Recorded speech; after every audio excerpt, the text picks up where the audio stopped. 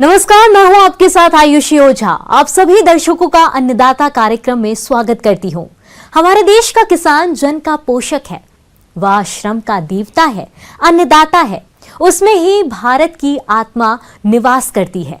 ऐसे ही किसानों की प्रगति के लिए हम खेती बाड़ी से जुड़ी हुई बहुत सी नई लाभकारी जानकारियां हर रोज सुबह लेकर आते हैं। देश में कृषि एक उद्योग का रूप ले चुका है। घटती जोत के कारण किसान अपना उत्पादन बढ़ाने के लिए नए नए प्रयोग कर रहे हैं। खेती के प्रति किसान काफी जागरूक हो रहे हैं और किसान अपनी आमदनी बढ़ाने के लिए विभिन्न नए नए तरीकों को अपनाकर मछली पालन कर रहे हैं। आज हम आपको मिलवाते हैं करनाल जिले के भुटाना गांव के प्रगतिशील किसान नीरज चौधरी से, जो मछली पालन पर तकनीकी जानकारी दे रहे हैं। तो आप भी देखिए और लाभ उठाइए।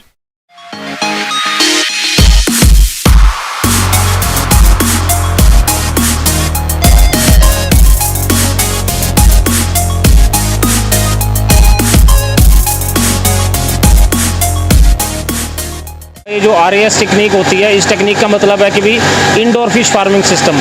आपको मौसम के विपरीत जाकर के मछली पालन अगर करना है तो RAS विधि उसके लिए बहुत बढ़िया है।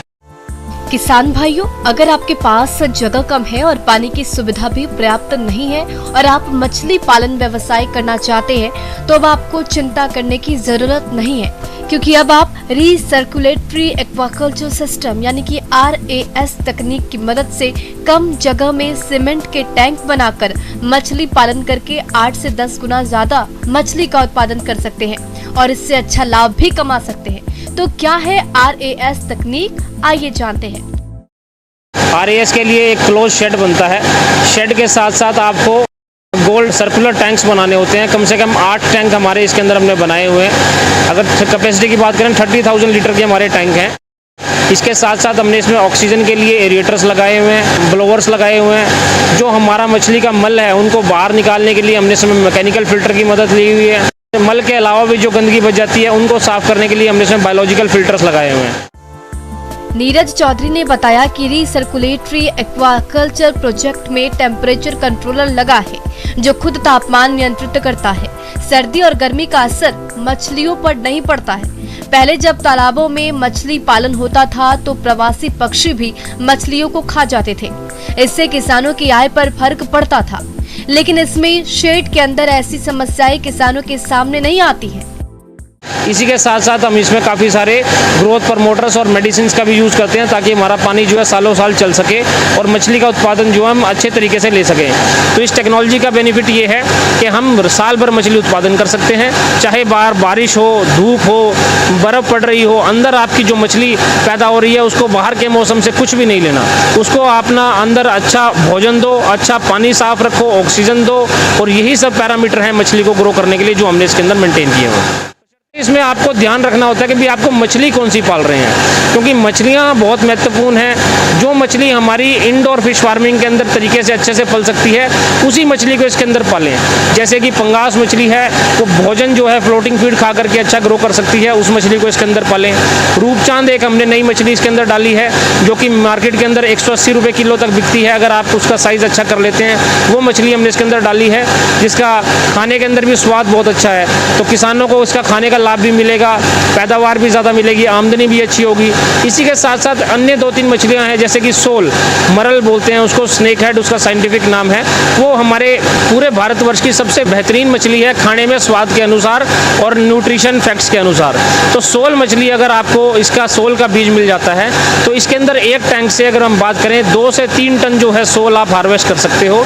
और सोल का जो बाजारी भाव है आज के टाइम में, अगर जिंदा हम देखते हैं 1.5 से 2 kg का सोल, तो लगभग 600 से 700 रुपये केजी जो है उसका बाजार का भाव मिलता है। तो लगभग 12 से 14 लाख रुपए की सोल आप एक मछली एक साल के अंदर एक टैंक से हार्वेस्ट कर सकते हो। और अगर आप 8 टैंक की बात करें तो 18 से 20 टन का उत्पादन जो है 8 टैंक से आप सोल मछली का ले सकते हो, जो कि बहुत अच्छा उत्पादन है। लगभग 1 करोड़ रुपए का आपका उत्पादन होगा, जिसमें से 40 से 50 लाख रुपए आपको प्रॉफिट होगा। 40 से 50 लाख आपके खर्च हो जाएंगे, जो कि उसकी फीड की कॉस्ट होगी, बीज का खर्चा होगा, साल भर बिजली का और आपका मेंटेनेंस का और लेबर लेबर कॉस्ट होगा। सोल के साथ साथ एक बटर फिश आती है, पाबदा मछली बोलते हैं जिसको हम। पाबदा मछली जो है बंगालियों की और जो आसाम उड़ीसा के साइड के जो लोग हैं उनकी चहीती मछली है। बटर फिश इसलिए बोलते हैं, वो बहुत टेस्टी होती है मक्खन की तरह, और उसका जो महज वजन होता है 80 से 100 ग्राम का वजन होता है। बंगाल में कहीं ना कहीं ये भी कहा जाता है जिसके यहाँ पाबदा अगर शादी में परोसी जाए तो वो बहुत बड़ा आदमी होता है। तो उस मछली का भी आप यहाँ पर सीड लाएँ, उसको ग्रो करें, क्योंकि वो जो है कम समय के अंदर 80 से 100 ग्राम हो जाती है। और यहाँ दिल्ली के अंदर उसका बाजार की भाव बहुत मिलता है, क्योंकि यहाँ पे पूरे इंडिया के जो लोग आकर के बसे हुए हैं, बंगाल से, केरला से, बिहार से, छत्तीसगढ़ से, उन लोगों का पसंदीदा भोजन है, और यहाँ पे कोई कम लोग ग्रो करते हैं उसको, तो अच्छा बाजार जो है उसका दिल्ली मिल सकता है।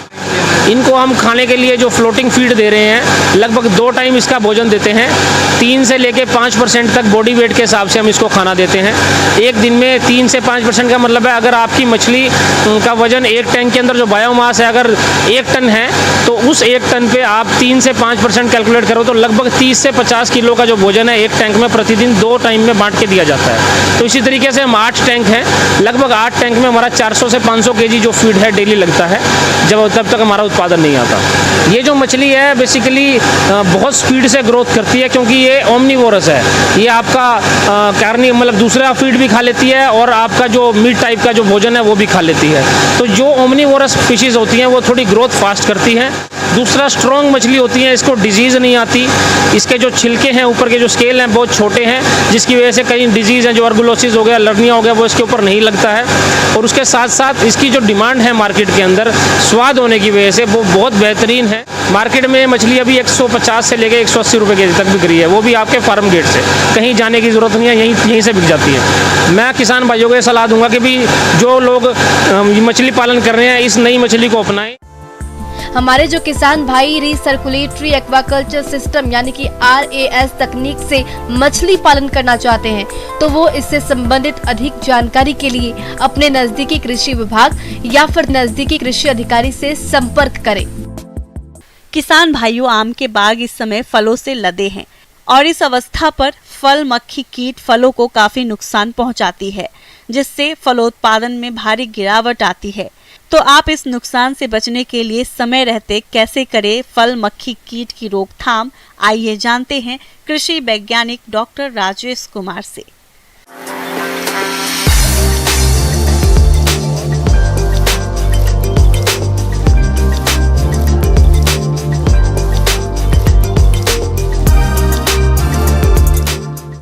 किसान भाई नमस्कार।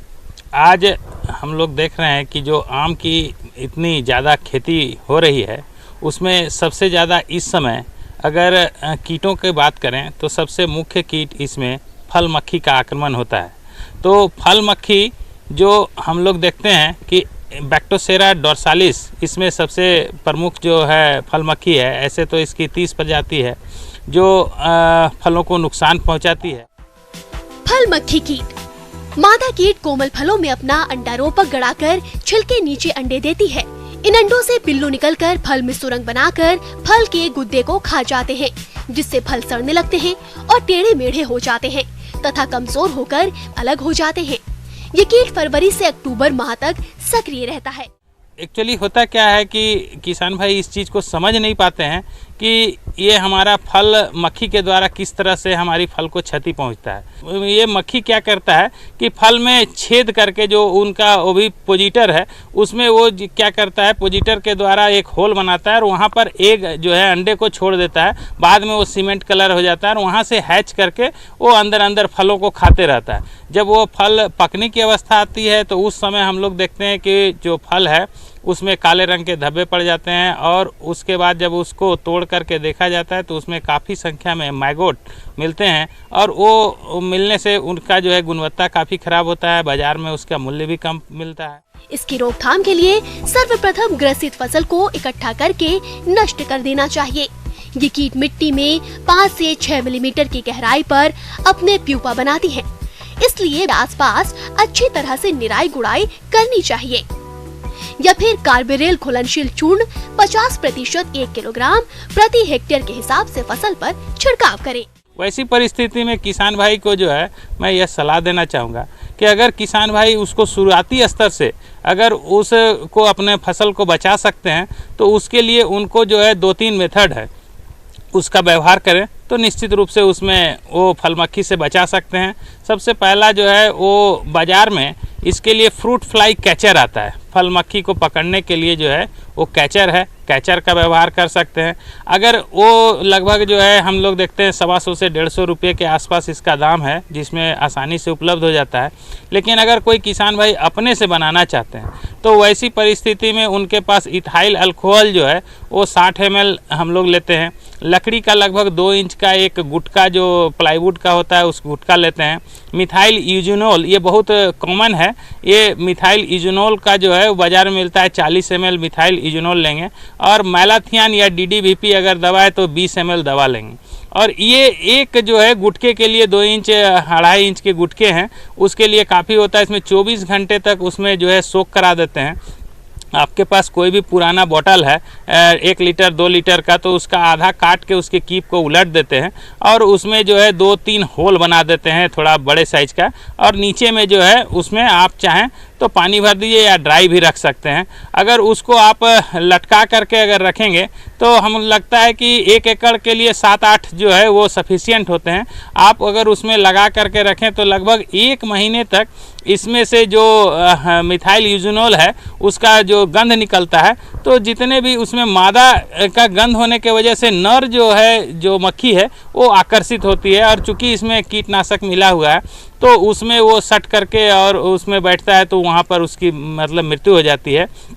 नर मादा आपस में मिलता नहीं है तो वो अंडे उसमें जो है वो देते नहीं है। दूसरा जो है अगर हम लोग मान लीजिए अभी जो है जैविक की बात करते हैं तो कोई चाहते हैं कि हम लोग जो है कीटनाशक का व्यवहार नहीं करें, तो वैसी परिस्थिति में आप आसानी से क्या कर सकते हैं कि उसके पास जो है 20 से 30 ग्राम गुड़ है और उसमें 20 से 30 ml जो है हम लोग सिरका मिला देते हैं, और सिरका मिला करके और उसी तरह का बोतल में अगर हम लोग भर के रख दें तो उससे हमारा जो है वो फल मक्खी का को हम लोग आसानी से नियंत्रण कर सकते हैं। अगर हम लोग देखें तो लगभग 40 से 50% जो है अगर फलों की क्षति जो है सिर्फ आप घरेलू प्रयोग है उसके द्वारा जो है हम लोग कर सकते हैं। नहीं तो आपको अगर कीटनाशक का अगर छिड़काव है तो मैलाथियन 50% आता है, उसका 2 से 2.5 ml उसमें जो है 10 से 15 ग्राम गुड़ मिला करके स्प्रे करें। लेकिन ये जो है उतना ज़्यादा कारगर नहीं है। अगर आप फल मक्खी का जो ट्रैप लगाएंगे उससे आप जो है अपना फल मक्खी से जो नुकसान हो रहा है उससे बचा सकते हैं। तो किसान भाई को मैं यह ज़रूर सलाह दूंगा कि आप जो है फल मक्खी से अपनी फसल को बचाना चाहते हैं तो ज़रूर जो है ट्रैप लगाएं और उस फंदा से जो है अपनी फसल को सुरक्षा प्रदान करें और अच्छी गुणवत्ता का फसल जो है वो बाजार में बिक्री करें। आगे और भी है खेती बाड़ी से जुड़ी हुई बहुत सी रोचक जानकारियां। यहां रुकेंगे एक और ब्रेक के लिए।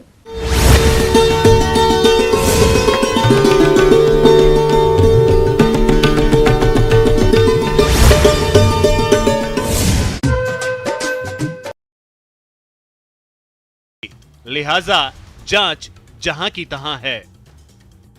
मुझे पूर्ण विश्वास हो गया कि यह 100% फर्जी है, तो मैंने दावा किया, शिकायत करी 29/6/2018 को PWD प्रिंसिपल सेक्रेटरी के पास। मैं साहब मैं इसके लिए खुद मतलब शिकायत कर रहा हूं और आप करवाइए, मैं उजागर करवा के छोड़ूंगा।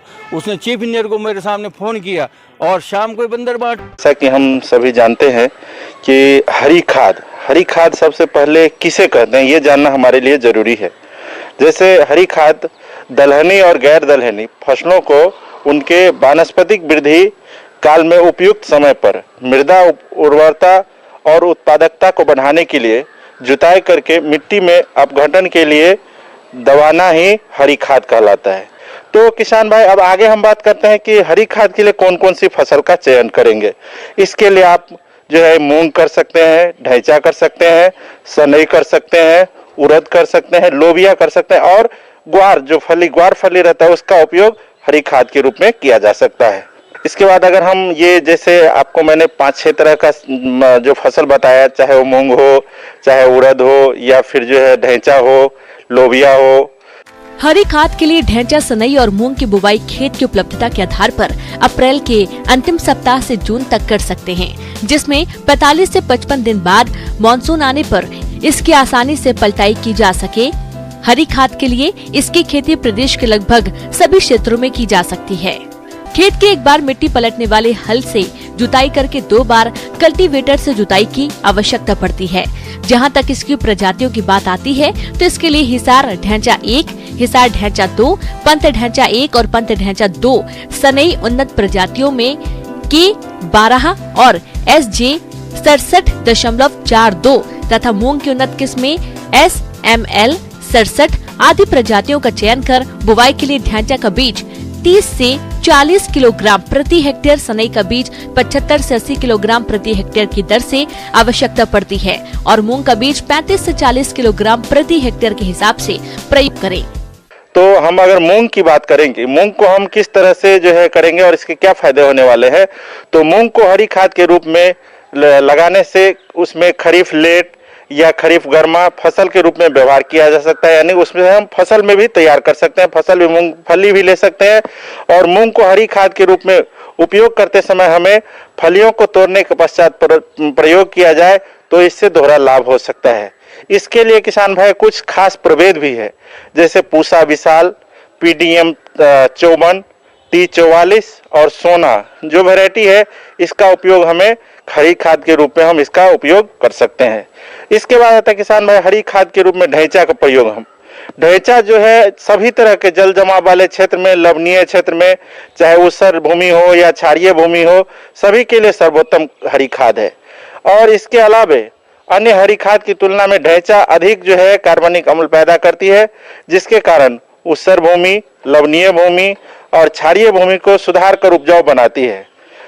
अभी देखा गया है कि अभी जैसे धान का सीजन आने वाले हैं, तो धान की फसल में ढैंचा के इस्तेमाल से विटामिन और प्रोटीन्स की मात्रा बढ़ जाती है।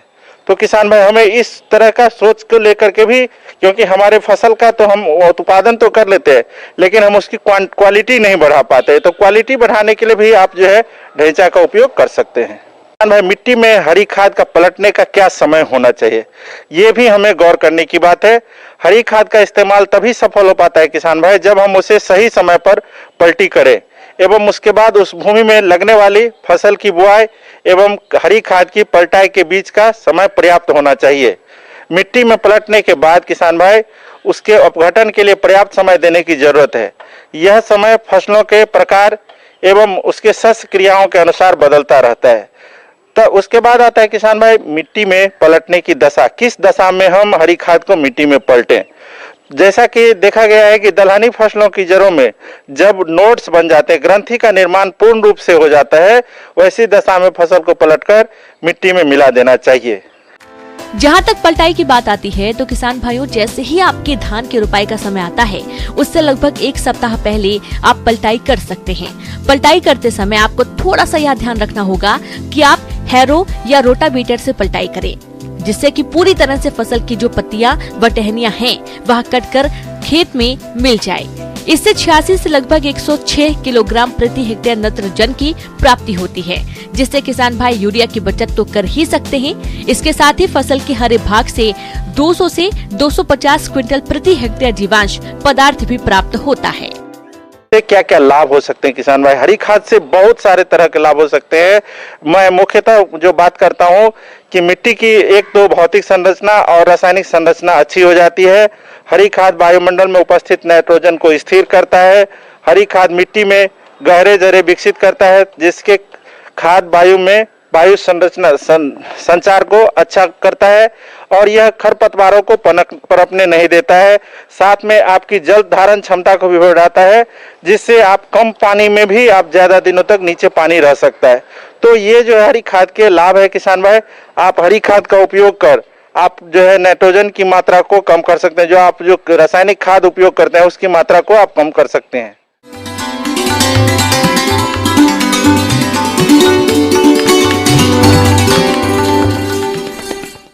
आइए जानते हैं अन्नदाता निशुल्क फोन के माध्यम से पूछे गए समस्याओं का समाधान।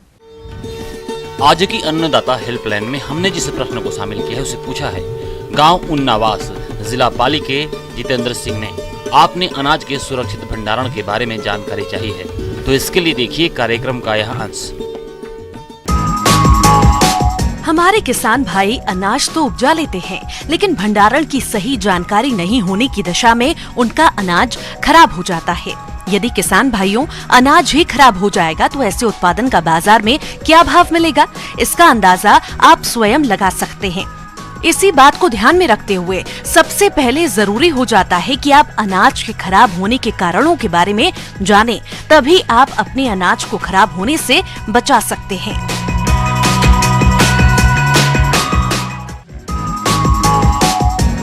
तो इस नुकसान को देखते हुए जरूरी हो जाता है कि आप अनाज का वैज्ञानिक तरीके से सुरक्षित भंडारण करें, ताकि आप इस होने वाली हानि से बच सकें।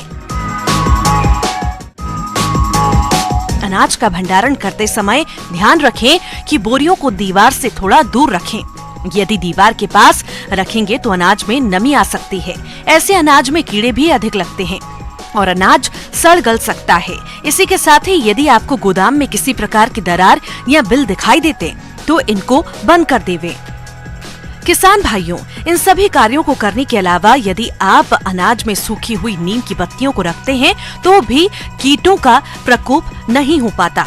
इसी के साथ ही अनाज को कीटों से बचाने के लिए कीटनाशक दवा का भी उपयोग कर सकते हैं, जिससे आपका अनाज खराब होने से बच जाएगा और अनाज को लंबे समय तक भंडार गृह में सुरक्षित रखा जा सकता है।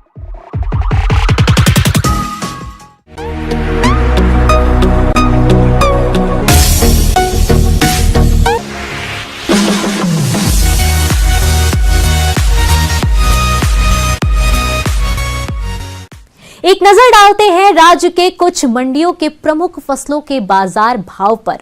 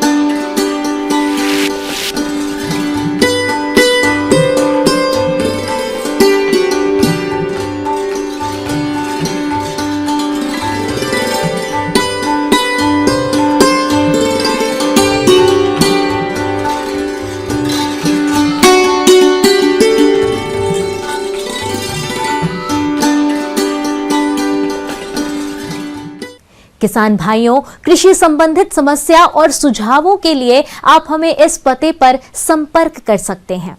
प्रोड्यूसर अन्नदाता news 18 Rajasthan, Ramoji film city, Hyderabad 501512। साथ ही आप हमें ईमेल भी कर सकते हैं। हमारा ईमेल है p18annadatarajasthan@nw18.com।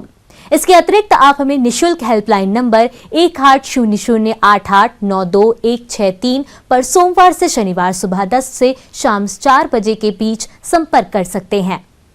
अब समय हो रहा है आपसे विदा लेने का। कल फिर मुलाकात होगी कृषि से जुड़ी महत्वपूर्ण जानकारियों के साथ। नमस्कार।